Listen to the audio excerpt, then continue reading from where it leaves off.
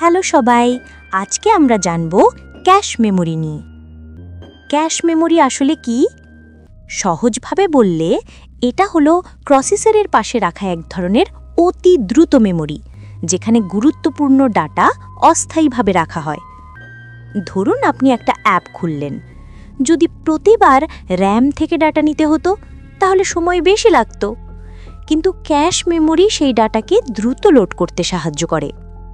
ক্যাশের মূল কাজ হলো সিপিইউ যত দ্রুত কাজ করে সেই গতির সাথে ডাটাকে পৌঁছে দেওয়া। যদি ক্যাশ না থাকতো তাহলে প্রসেসরকে বারবার ধীর গতির র্যাম থেকে ডাটা আনতে হতো, ফলে মোবাইল বা কম্পিউটার ধীর হয়ে যেত। ক্যাশ মেমোরি ছোট, কিন্তু এর স্পিড এত বেশি যে পুরো সিস্টেমের পারফরম্যান্স অনেক গুণ বেড়ে যায়। তাই বুঝতেই পারছেন, আধুনিক প্রসেসরগুলোর জন্য ক্যাশ মেমোরি একেবারেই অপরিহার্য।